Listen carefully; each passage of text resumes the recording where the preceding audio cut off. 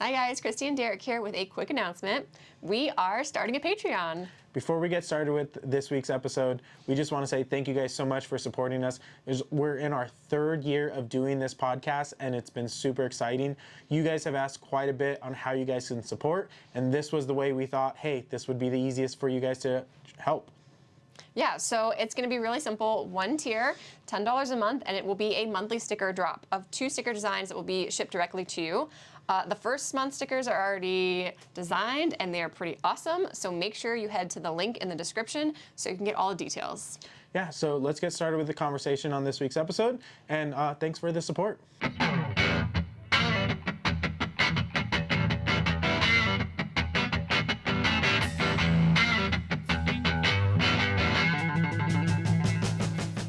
Guys, welcome back to another episode of Always Making. Thanks for joining us for another conversation in our basement with another talented artist from the greater Salt Lake area. We are joined by the Crafty Little Llama. Rhianna, thanks for joining us here again for a conversation. We don't have any housekeeping before we get started in this conversation. We are in the new year with some great stuff. We don't have anything scheduled quite yet to share with you guys, but you guys know what to do before we get into this conversation. Like, comment, subscribe. If you guys know any other artists in the Salt Lake or greater Salt Lake area, please send them our way. We'd love to have a conversation with them. And social media, you can follow us at the Steadfast Rebels. The Steadfast Rebels. Yeah, Steadfast Rebels. Yeah, that one. You said at the Steadfast Rebels. So, sorry. But yeah, do that on social media, all of those things. But let's jump into the conversation with you. And we'd like to get started by how you got started with all of this crafty stuff there. Tell us a little bit about you and how everything got started for you. Well, awesome. Hi, everyone, and thank you so much for having me on your podcast. So how did I get started? Well, I mean, I have been crocheting since I was like 12 years old, which was like 20 plus years ago because I'm getting up there now.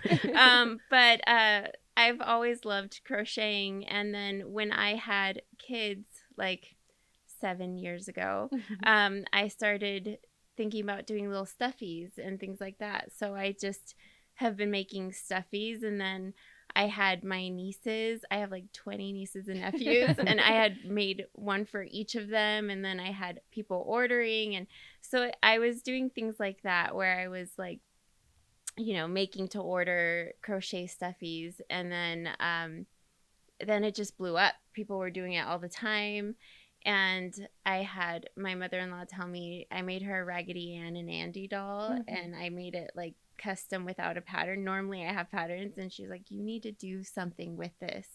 And so I was like, maybe, but I didn't want to do stuffies because that was at every market I'd ever seen. And I just felt like it was flooded, and I didn't know that my stuff was like good enough to make the cut with all that competition either, you know. So I was looking for my next thing, and then I fell in love with embroidery about 4 years ago. And I was like, I have so many of these like hoops, these embroidery hoops all over my house, and I was like, I can't just have like an it already looks like you know, like an much older person than myself lives there. I don't need to make it much work.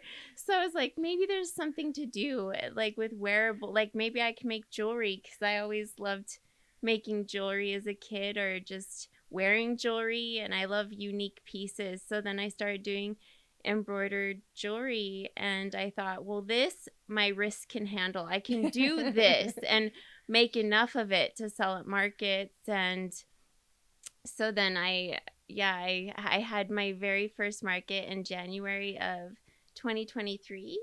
Is that right? That's about, no? It was, yeah. Maybe 3 years ago? No, 2024. So Yeah. your Instagram started in 2023 for the Crafty Little Llama, but your first market was January 2024. Thank you for knowing my history. I appreciate your sleuthing skills. Yes. So I started my LLC for my business in October, November of the year before. So it got a little fuzzy there for a second. But yeah, January 2024. And I did storage steals and daily deals for my first market. Awesome. And when I applied, I was like, I have little crochet veggies and I have embroidered necklaces. And Ambria, who's the organizer, was like, well, we already have someone who does crochet. Could you just do the embroidered necklaces? And so then I was like, you know what? Like, that's a great idea. Just maybe I should just do those and sprinkle the other things on my website here and there. And so that's mainly what I do, is the embroidered necklaces, bookmarks, and accessories. And then of course, in true ADHD like fashion, I started watching I think, is it Crystal Frequency? But she does beautiful like broken china necklaces. Mm-hmm. And so then I was, I've always loved china as well. So now I had to learn how to solder and cut glass and ceramic and do all that too, to add that along with my embroideries too. All the vintage stuff. But that's how. A long question that feels a little scattered, but hopefully I answered your question. No, that was perfect. you are selling yourself short, because the embroidered necklaces are not just like embroidered. They are these intricate designs that have so much detail. They are in Victorian era looking jewelry, like outer framed pieces with this very intricate design internally. Like these beautiful floral pieces, like embroidered flowers and vines, and there's so much detail in such a small little like size. Like, what's the average? Like an inch, or this is or I guess an probably- inch circle. Yeah, about an inch. Diameter. So for audio listeners, you just were holding up a little tiny like Yes, pendant that you yes. have. You probably can't see on camera there, Yeah. but we're talking like little inch pendants that you're doing Yeah. with so much fine embroidery detail in there. But I want to go back to something you said a little earlier there. Your house is filled with all kinds of embroidery hoops. What did you have embroidery hoops before you were doing embroidery? No. So I'm like super obsessive, and so I started. I followed a embroidery artist called Clever Poppy, and she would have these pattern releases every month, and so I would do each of these releases. So after like a whole year of doing her I ended up with like I don't know. I have so many. I can't even so I put up some of them, and I did do some like cross stitch ones I made one for my husband. That was a reference to It's Always Sunny in Philadelphia. And so it's like a funny quote from there with like flowers. And anyway, so I had a bunch of hoops that I just basically made in like a calendar year period. So then I was putting them up. So you were doing cross stitch, like needlepoint, crochet, embroidery. Now you're doing ceramics, taking vintage like porcelain plates and ceramics and making jewelry out of those pieces. I love it. Look around our I'm basement. not judging at all, because like you can see multi-crafting. how much we do and everything. But like there is, when we look and see all the crafts on your table, there is an array of stuff that you bring to market for you. Is there stuff you're not doing? Oh. That's a great question. Because I also go back into the sleuthing. Yeah. Your some of your ornaments. There was some decoupage you were just recently doing. That's new. I was Which were very experimenting cute. with. Oh, thank you. I've never done that before. I was just like, this feels like fun. so I do like to try new crafts too, and just do different things. I also before this business and all of that, I also I studied English in college, and then after college, I decided to go to nail school. So I do nails as well, and I don't sell anything with that, but I do that mostly for myself, although I do have a license too. I have a cosmetology I was license. gonna say the like painted nail Yeah. sets are really hot I right now. So if you know. want to get into it, now's the time. No, oh my gosh. No, in fact, I'm going to commission. I'm forgetting on her business name right now. Purely Pressed, or I don't know, but she's gonna make me a set. 'Cause I'm excited about it. I was like, let's do something spooky. The nail art part was not like my favorite. It takes me forever, but I still love to go doing all that too. Yeah. Of course.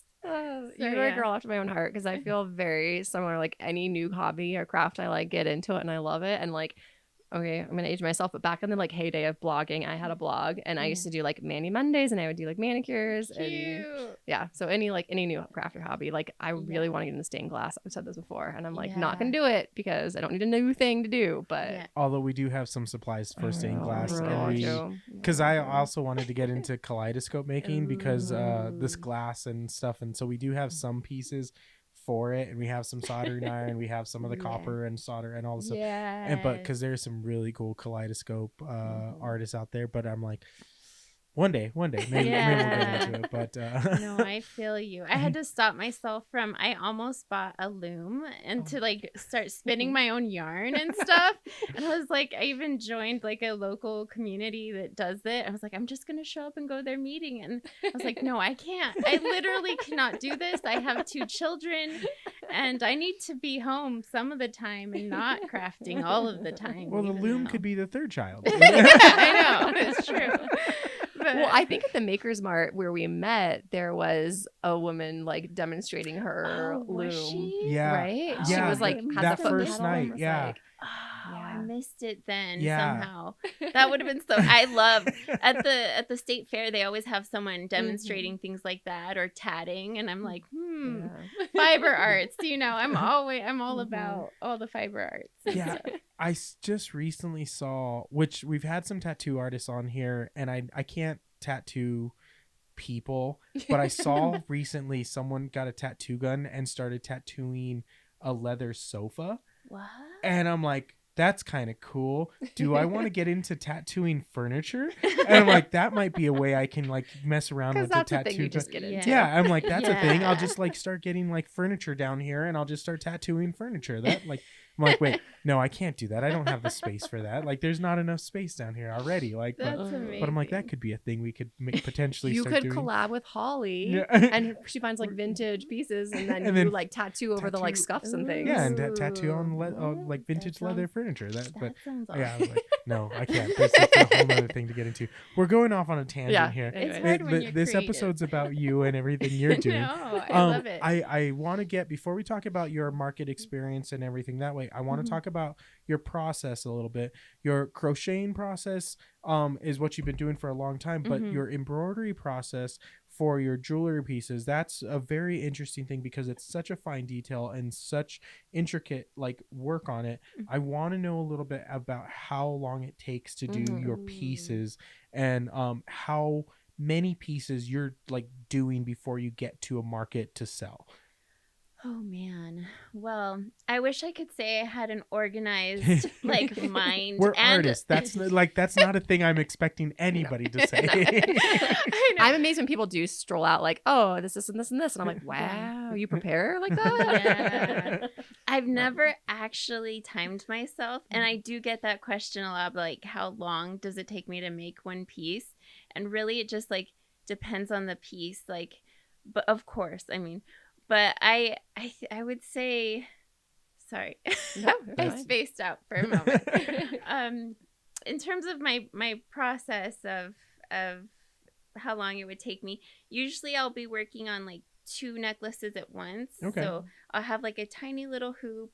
It's just about the size of 2 inches, and I'll just have two base images there, and usually if it's like a simple design, I can have it stitched in 20 minutes. Oh wow. Yeah, it's not too long for that part, but there's the whole like, cutting it out, sewing it to the backing, and then gluing it to the base, and then all the things that go with that. When there's like a little bit of like, not, I don't know, stuffing, some kind of like Because your designs are like a bat- raised. like a batting? Like a batting. Yeah, so I don't actually know what they're called, but they're like little metal discs and they are domed. And so I sew those I hand sew those pieces to the back of this little dome base. Okay. Because I was wondering how you get it to look so like perfectly raised. Ooh, okay. I had to experiment because before I was using cardstock. I was just using like a cutter and cutting cardstock,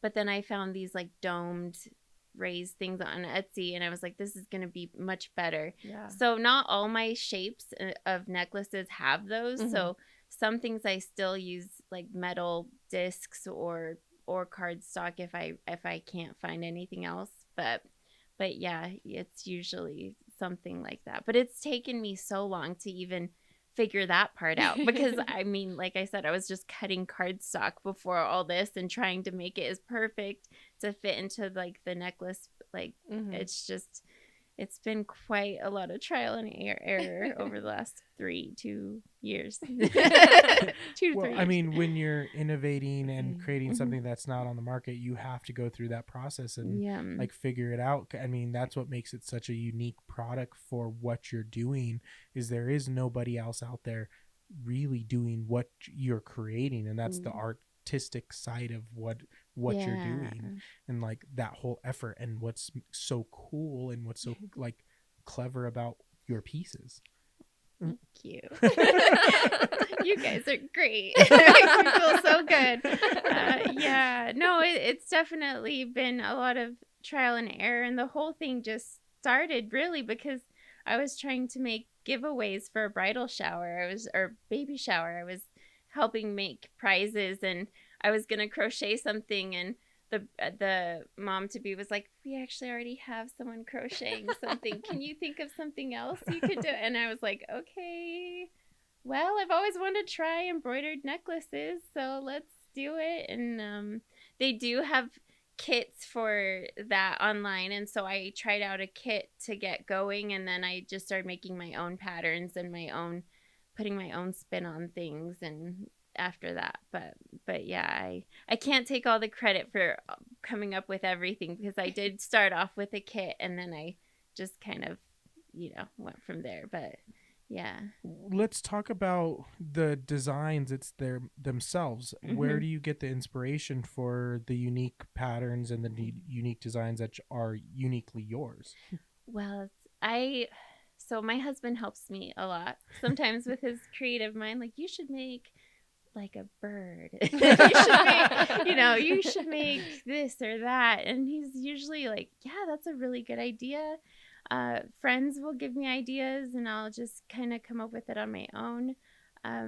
But sometimes I'm just sitting there thinking, doodling. I just have a drawing pad and I'll just like doodle and then think of, something like this would be simple. And yeah, I just kind of probably like we all like see things. I'm sure I get some things from other artists too. Like I made what was it? An embroidered like a Hobbit door that for sure I got the idea like from hiking boots creation. Like Lindsay, she makes beautiful like macrame tapestries. Oh wow. And so yeah, so I was trying to I was like, I want to make something similar to this but like in my own medium of embroidery. So it's a nod to her and to her beautiful piece, which I have her art hanging in my hallway. So but yeah, so I get inspiration from other artists as well, and then just what my friends and me, and I don't know, that I've never been much of a drawer on my own, so I usually see something and I'm like, I want to do something like this, maybe different. And I don't know if that answers your question. But. So do you, because I've worked with embroidery, but I've done like usually like a pattern, like a transfer pattern, or rarely I'll like just kind of like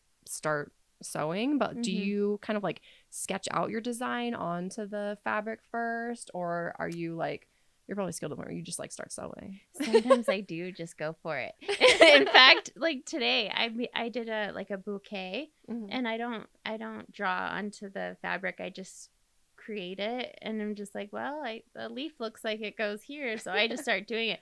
But sometimes I do, if it's more detailed, I sketch on paper, and then I have a tracing light, and I just trace onto the fabric from that sketch. Okay. And so definitely I can't freehand like things like birds or butterflies or no, only roses, pretty much. Roses and like those go straight on without any sort of drawing. But yeah, it's and that's fun too. I really like just where I don't really know all of what I'm gonna do, and I just start stitching and it comes to itself. But that's usually when I've like had a long day. That's my favorite way to stitch, is like just seeing what comes out, you know.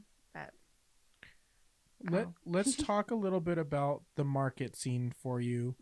How many markets have you done so far since you've got started? Oh my goodness. Do you have like a rough number that you can think of? Maybe okay, so maybe like 2 a month for the last 2. Sometimes it's been 3 times a month. So I don't know, like maybe like under 30 somewhere. Under 30 markets, between 20 and 30. Okay. I would say yeah, I think so. So with that said, that is quite a bit already for the 2 years that you've been going at it already.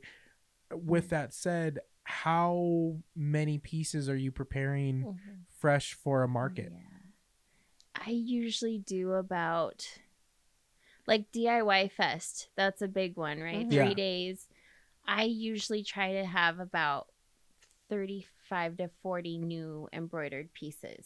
And then whatever backstock I have. Yeah. So I and if I didn't have backstock, I would probably try to have like 50 new pieces for that. Yeah. And so how many weeks are you taking to prepare to do that? Sorry, you can probably hear me muttering. It's all good. Yeah. Those are not thoughts in your head. Yeah. Well, I have a very bad habit of I just pretty much just obsessively do it, and the night before. Yeah, like in 3 days, I'm like stitching, and like they need to have some time because I use like the special glue so they need to have some time to dry. So I can't be that procrastinative, but like, yeah, I probably do it like just a couple weeks right before, and I don't do a bunch before that point. I just kind of, we're staying up till 2 tonight doing. The kids go to sleep, and then you come down to the basement workshop and start going through. We know that grind. We do know that grind. Yeah. Yeah. So what does your workshop kind of look like? Does it kind of have like just like a small workbench and kind of go, or are you like living room space, like with Netflix running, and you're just kind of like sitting on the sofa going through the motion? The latter, for sure. So I have my house doesn't have great storage space. We do have like it has an upstairs, downstairs, main floor, but I feel like we don't have big closets or anything. So I have like a huge IKEA, one of those cubby that takes up like the whole wall. All of that is filled with yarn. So that's only my yarn. Oh wow. And then the garage has like a whole workbench, just one little section that's my soldering and broken china stuff, because I don't like to have any of that close to the kids in case like lead poisoning and stuff. I'm sharp objects. Yes, sharp objects. And then my embroidery stuff is pretty much, and my market stuff is all in the main family room, just kind of like shoved into a corner. And thankfully, both my embroidery and my crochet, I can just sit and watch Netflix and do those things, and I don't have to be like sequestered off away from like I really dislike that part about the broken china pieces, is that I'm so far away from everybody. But that's it's nice to have fiber art hobbies for that reason. Yeah. I want to go back into the first market experience a little bit for you. How did that all go for you? Did you feel like you were prepared for the first market? Did you go in with a lot of nerves? How was that first experience for you? I was for sure very nervous. I was so scared. Like what if people don't like or respond well to my embroidery? What if they say it's sloppy? Like, I had all these doubts, but I felt good enough that I was like, I'm just gonna try. And it was, Storage Steals and Daily Deals is a small little space, and I thought maybe that would be good for my first market. And when I went in there, it was like light bulb. All of a sudden, all my life, I mean, I studied English teaching to be an English teacher, and that just didn't feel like it fit. And nothing has ever really felt like it fit properly. But being there with other artists, talking to my neighbors, and I was like, they understand me. They like understand my like erratic speaking where I'm like not fully explaining things. They're like, they get it, And it was very like eye-opening, and it was just an amazing experience. And there couldn't have been a better first market for me. And it was successful too. It was good. And I was just, anyway, I really felt like I had found my calling at that point. Yeah. Found your people. Yes, my people, my tribe, or whatever you want to do, Yeah. We get it. What was that final like push over that edge to actually like get you to do your first market? Like why do your first market? Well, I went to DIY Fest back in 2016, back when it was at the Gateway. And I remember just seeing people at these markets. Plus I'd gone to markets, farmers markets, even in California, and I'd been to craft fairs, and I've always been obsessed with them, just going to them and or at state fairs and seeing what people make and things. And so I've always wanted to do something like that. And I was just looking for the thing that I could do, that I could make enough of to sell it at one of these. And so I think it was always one of my goals. I always like wished I could do something like that. And so, yeah. So 2016 all the way to 2024. Yeah. What took so long? Self-doubt. No, I think it's pretty much life. I was in a corporate job at the time. I got married in that time. I guess not quite. I was just recently married, and just trying to figure out what I wanted to do. And I think it was really just that I hadn't found embroidery yet.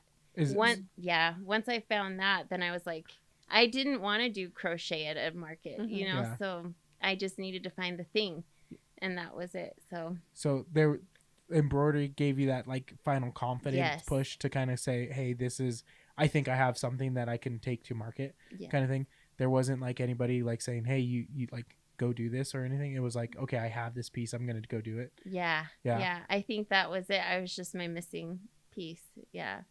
Well, and now you're adding the ceramics or porcelain necklaces to it. So what are we going to see next year on your table? I know. Hopefully nothing new. Hopefully I just hone the crafts that I have.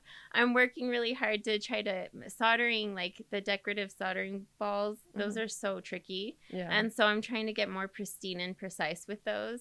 So I'm hoping by next year I'll have like really figured it out and gotten the mechanics perfectly down. So I think that's what I'm doing. Yeah, I've seen videos and I've seen your pieces, and I'm also obsessed with it. But I'm like, again, I don't need another hobby. But maybe one of these days you'll have to like show me your ways. Yeah, for sure. For sure. I like bought some books by an artist who makes them, and I was like, okay, I'm gonna read this book to a T, and I'm gonna figure this out, because there's not a lot of videos online to teach you how to make them, but it's been a fun journey too, and some cuts and some some not so fun parts of it, but it's good. How many band-aids on how many fingers? But one of the funnest parts about making the broken china is the thrifting, the getting to go and find the pieces that you don't know what you're going to find. Yeah. And I like to use already damaged pieces that are probably not going to make it to somebody's cupboard, and so I'm like, yes. can give it a new life. The Yeah. thrifting part is the dangerous part It's because then you start so collecting great. and then you're like, ooh, this one will be good for something. And then I you have know. piles of stuff. I have piles. Yeah. Yeah. I have totes full of plates now. Yeah. I didn't have that a year ago, and now I have like We four. have full... we have the piles. I of was Oh gonna my stuff. say gosh. I have a whole section of my sewing room that is all thrifted fabric. That's Yeah. like, It's gonna. I have they're some gonna of that as turn well. into something someday. look, I just made pants in like 2 days that I'm wearing right now. That were this was a curtain. Yeah. Oh, like 2 that's days ago. amazing. Yeah. They're I mean, beautiful. I am guilty of it. I'm not judging at all because I mean we are guilty of all of this. We've explained some of the stuff we've had on some of the episodes that like some of these things are going to turn into stuff Yeah. at some point. I mean, Yeah. I don't know when that point is, and it's going to happen at something. I've heard that. I've watched some of your podcasts, and I was like, I know this is going to be a great experience. They already get me. It's like I have a loom, just like a regular loom. I'm like, I haven't made any tapestries or done anything, but I will at some point, and it'll be there. I'm looking forward to the day Juniper gets like some school project, Oh yeah. and she's gonna be like, Ooh. Oh, I need something. this. I'm like, we have it. Yeah, yeah, exactly. She's gonna be like, calm down, mom, Yeah. dad. I'm like, no, we have it. Yeah, we have know that exactly. waiting. We know exactly. Yeah, it's like, oh, like there's gonna be some bits or bobs that are gonna be Mhm. needed for something. I'm like, I have the drawer that has that, or I have Yeah. the parts Like- bin over here that's gonna need Little that. totes. I have like, the drawer, the like bottle of glue or the bottle of like 1/24 whatever. scale trees. Of course we have Yeah, those. exactly. It's like, Duh. Yeah. I was Amazing. it was funny because like we've got like we're gonna like record a couple things like later on in the week, Mhm. and I was like going down a list of like all the random things I've done just this week of different Wow, random yeah. stuff, and I'm like, yeah, I did cement work this week, I've like glued some stuff this week, I like was coding screens this week, and I'm like, I think I've done like 100 different things this week, and I'm like, Amazing. none of that was on my degree for anything. And I'm like, what? I'm like, okay. Like, and it's funny because I'm like, I know there's so many people right now like dealing with like loss of jobs and like all this stuff and like resumes, and people are dealing with and I'm like, Mhm. I don't even know how I put that on a resume. Like, Yeah. how do you like go Right. about like with all the different stuff you do and all the different skill sets and all Yeah. the stuff? It's like, how do you explain this to people? Like, I do all of this stuff. Yeah. Like, I'm like, and like as artists, as crafters, as all these makers, I'm like, I don't know how we explain to people the Yeah. amount of skill sets that we have. Like, I don't know how you explain to people that you know how to grind ceramic plates down and then solder around the edge of them and make jewelry. Like, those skill sets that you have like doesn't translate, but like what it will translate to is so many other skill sets. I was Yeah. talking with we had a friend who just had his kid in Kid Row for the holiday show, and he's like thinking about how has the other kid will get into like Kid Row, and he's like, I don't know how like what to do with them, and he's like, they draw, and I'm like, well, think about how they draw and what they can take that drawing skill and like apply it to other artistic like Yes. like skill sets that they want to apply to. And like, hey, there's this craft that they can do and this craft they can do. And then I was like, hey, we just like, she just got into RC cars, and I have a whole RC car track in my backyard. And I'm like, just start getting her the tools to start tinkering with the RC car, because those tools are going to apply to so many other things outside of the RC cars. He goes, yeah. And I'm like, dude, I bought those tools when I was like 15 years old. I still have those tools, and I use them for so many different things. Like, you get her started with these tools now, those tools will continue to carry with her throughout her life, because you get her a good set of tools. Like, I have tools that I've had since I was 10, 12, 15, 20. I'm now going to be turning 40 like in a few years, and like I still have tools that I bought when I was 21 years old and everything. And like the tools I've collected, like the crazy thing I tell people is like, these tools that we've like have here, I didn't just buy them yesterday. We have been building and collecting and storing these tools for years. And I realize when I go to like my grandparents' house and I go to like all of like these older people's houses, I'm like, I get it now. I understand why you have so many tools and you have so many bits and bobs and collection of buttons and collection of all these things, because you have been living your life gathering these things.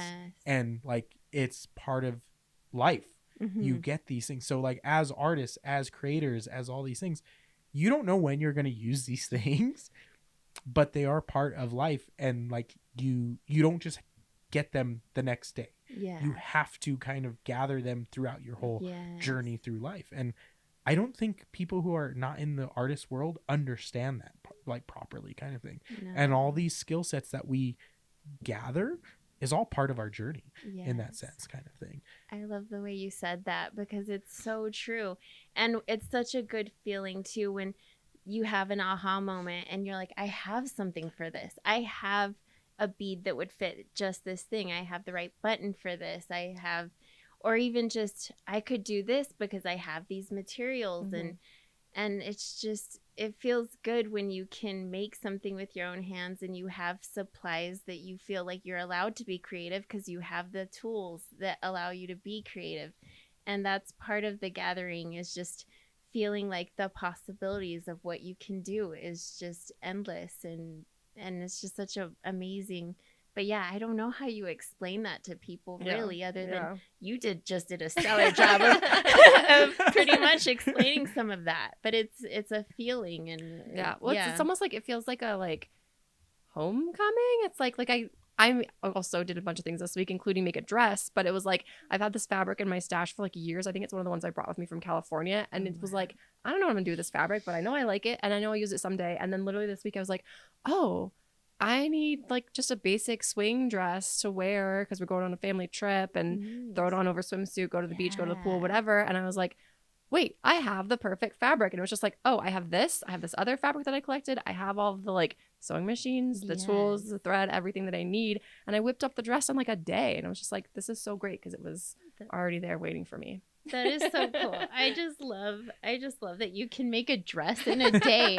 It's a very basic dress. Any dress in a day.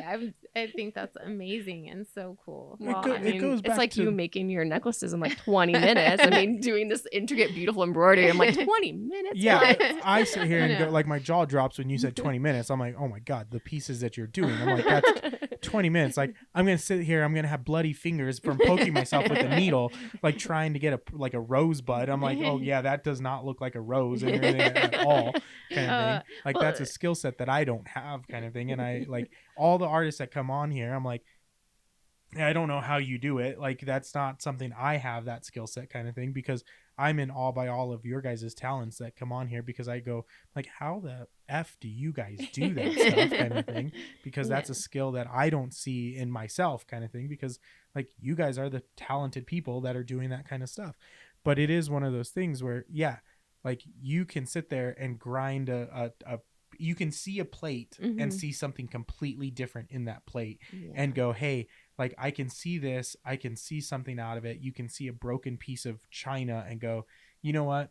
That's not going to go into a landfill. That's going to go into like a cool piece. And you can see a plate and maybe go, hey, I can probably get like 5 or 6 pieces of jewelry out of it and make something really cool out of that whole piece. Yeah. It's true. And I've been wanting to dabble in mosaics too, which I'm like, don't go there. But like, you could use the pieces that you don't use from the necklaces to make mosaics, which other artists have done. And I'm like, well, that would be a great way to use more of the plate, even those scraps, of those scraps. Start small, make like some little mosaic coasters. Well, There's no harm. Okay, you talked me into Enabler, it. do it. That'll be my next random post. It won't be ornaments, it'll be like, decorative mosaic coasters. Well, I mean, not to enable, but I mean, that's one of the reasons, like, all our scrap pieces of paper and everything like that, we started making our own paper out of like the scraps that we did. So because what else do you do with scraps of paper? You make new paper with it. I'm like, it's going to waste. And I'm like, how do we kind of offset some of the waste from some of the things we do? I'm like, well, crap. Now, like, we have bags of like shredded paper because we don't have enough time to make the paper. But like, it was successful for us when we first tried it. I'm like, oh, this makes sense. Okay, so start saving the paper scraps. And I'm like, oh no, we have too much paper scraps. Look, springtime will come. It'll warm up, and we'll just do like a day of just like batch paper making, Well- and we'll get rid of at well, least one bag of the- paper shreds. Well, my That's thought amazing. process when I was like shredding some paper, I'm like, you know what I'm gonna do? There's been a few people who really want to make paper. I'm like, I'm just gonna have a paper party. I'm just gonna have people come over. So We're just gonna have some cool. friends come Party. over. I'm like, hey, paper party, guys. Let's just make paper. I'm like, I'm gonna get rid of all this paper scrap. That's how we're gonna do it. Kind of thing. It's funny Yeah. that you mentioned the paper making. Because you want to do paper making. Well, at DIY Fest, I met Andre Hogan, I believe is his name, and he's an artist, a fiber artist, and he makes paper and he teaches classes. So I'm going to go to his studio and take a class with one of my other vendor buddies, and we're going to do that. I just think for I know who fun. you're talking about. I think I met him. I think I talked Yeah. with him because he was doing paper sculpting. Yes. Yeah, okay. I he do know does. who. Yeah. Yeah. Because I talked with him about it, and I think I mentioned it on the podcast a little bit, because we bought a bunch of, or we didn't buy, the neighbor was throwing away a bunch of Slip clay, molds. slip plate stuff, and I was like, ooh, I'm gonna use some of my paper mulch to do some stuff with it. And so I was getting some tips from him about using it to mold some paper. So I did talk with him a little bit about Yes. some paper stuff and everything. Yeah. But, yeah, small world. I know. I love our community of makers, It's the right? best. It's amazing. Yeah. And it's one of those things. I want to talk about a little bit about your market world and everything for as well. Go back to that a little bit. I want to talk about your experience. Have you had anybody like an experience that kind of stands out with you about people who have purchased some of your like jewelry that's kind of that have stood out for you? Yes. I've had like sorry. No, you're okay. I've had like sweet little ladies come up to me and tell me that they're proud of me. Oh, that's My awesome. stitch work. They're like, I'm proud of you. And they may or may not have bought something, but the fact that they made a point to say that to me really like made me feel good, you know? Aw. And then I've had somebody cry when they saw something I made Oh, and that's awesome. Wow. said that it reminded them of their grandmother Aw. or their somebody in their family, and that they just needed to have that because it reminds them. And so, and a lot of what I do is a lot of like heirloom like my last project I just did was like I used somebody's wedding veil, and my old neighbor, and I turned them into necklaces. I didn't alter anything. I just put them in and picked the part of the veil that looked, how to place it. But just things that, remind people of a different time. I love everything that's like vintage and nostalgic, and I think that's a 90s kid probably thing too, is loving the nostalgia, the remembering pre-internet and things like that. But anyway, I do feel like I've had some really amazing connections with people buying where they just had emotional reactions, like good emotional reactions Yeah, that's awesome. to my work. So yeah, it keeps me wanting to keep creating. Yeah, for that's sure. really awesome to hear that That's kind really of stuff. sweet. And you Yeah. brought up the veil thing I want to talk about, because we talked a little bit about that off camera with that, but you do commissions with that. Yeah. And so what's some of the coolest commissions stuff that you've done with your pieces?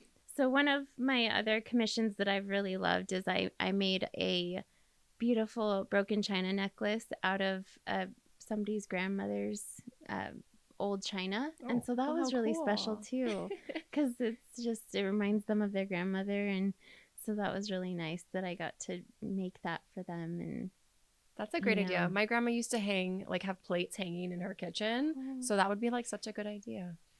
I should see. I have some of my grandma's stuff.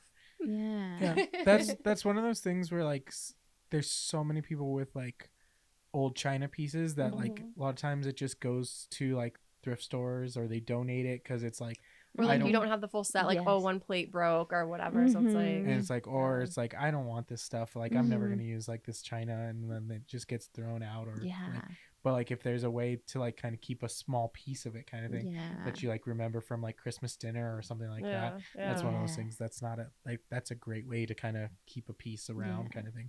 Doesn't That's- take up that much room Yeah, either. yeah, exactly. compared to- But that's something that you can hold and pass down generation kind of thing yes. for a while kind of thing. That's a great way to kind of hold on to it as a memento for a piece. Didn't really think that like a way to kind of hold on to that in the long run kind of thing. But commissions, and like it's always interesting to hear all the different ways other artists kind of implement their commissions into their stuff.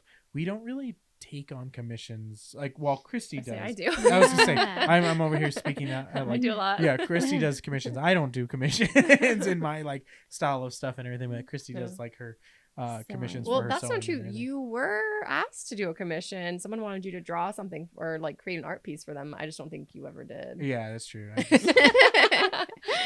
Maybe commissions just aren't your thing. Yeah, the potential to do commissions, whether or not you do them, different story. Which is fair. It's not for everybody. Like commission work can be really it's hard. True. It's funny because I guess I just look at it different. I do a lot of freelance work. Oh, But it's very, It's a but type I of don't. commission. It's a type of commission. I guess it's, but I do. It's. I guess it's different. I don't know why. I don't think of it the same way. Like it's weird. I don't know. I have a weird mental block on it that I think of it differently.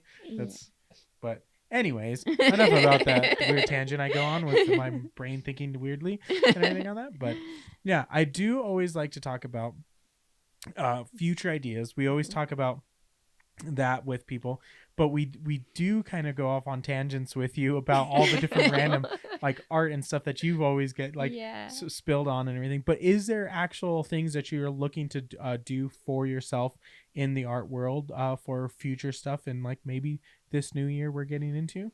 Ooh, that's a great question. I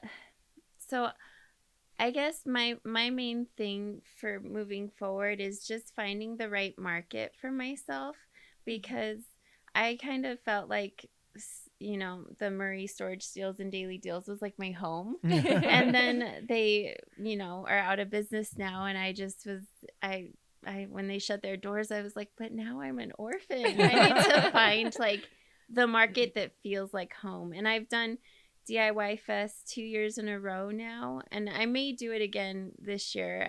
I'm not sure. By Saturday I had a bit of a headache. I think I was a bit overstimulated, but it's good. It's good. I mean, it was very successful, but I do a few like very small intimate markets that like went out of someone's home boutique. This year I did a holiday theater boutique in Midvale, and so that was really special getting to do that, and because it's my sister-in-law, they do, her family does a lot of plays there, and to be able to be a part of that, because I'm not a performer, so to feel like I could be included in their holiday gift market was cool. But aside from these little small niche like markets, I would like to find like a very one that I can continue to do. Like I've done BCC Flea, and that was beautiful. I just don't know if I can do it all on my own. I need to be able to set up and that's a hard one for us to do too. We love it up there, but it is a trek up there, and it's a long day, and and artistically I just want to keep getting better at my crafts that I already have, but I think maybe if I have a website, but I'm not sure if I want to take a step back from it or if I want to give it more attention and more time. So I'm still figuring that part out, because that's a lot to take on with 2 kids. I'm kind of on the fence. I might be taking a step back from the website and just finding one really solid market for myself and running with it. If I can do that. And so what I like to leave with a chance and an opportunity, if there's a piece of advice for like rising new coming makers out there, if you have a piece of advice to get them started and potentially like influence them to get started, do you have that piece of advice that you'd like to share with them? Yeah, I would. In fact, the market where I met you, someone had come up to me and asked me that question who was thinking about doing markets. Oh, how funny. And I'll tell you guys what I told her, which is like, just do it. Just go and jump in, and you'll see that, you know, maybe your art is not for everyone, but it is for some people. And when you find those people and you connect, it's more than them just buying your art. You feel like they really understand you on some level. And I think that's a beautiful experience. And I think you just need to jump in and just, you know, there's certain things you'll learn along the way, and you can, you know, figure out like how do I do risers for my table and all these things you'll have time to figure out. But I think if you love your art and you want to share it with other people, just don't allow negative self-talk to keep you from moving forward with that. And, you know, yeah. I love it. Very thoughtful advice. Yeah. Solid advice. Cool. Where can they find more information and like learn more about what you're doing and see everything, all the cool stuff you're making? Oh yeah. So I mainly post on my Instagram. So it's at the Crafty Little Llama. So that's where I post most of my things. I currently have a website. Whether or not it continues is questionable, but for now it's thecraftylittlellama.com. So between my Instagram and my website, there's plenty there. And for commissions or anything, just DM me and I'm always available for that. It's my favorite thing to do, commissions. So Awesome. Yeah. Thanks for joining us. Thanks for being willing to have a conversation with us and sharing all the passion and joy and everything that you do. And we really do appreciate it. Oh, thank you so much for having me. It was such a pleasure. I appreciate you guys. Thank you. But guys, that's going to be another awesome episode with an awesome, talented maker here in the Salt Lake area. If you guys know any other makers in the Salt Lake area or greater Salt Lake area, please send them our way. We'd love to have a conversation. You guys know what to do. Like, comment, subscribe, and we'll see you guys on the next episode. Thanks. Bye. Bye.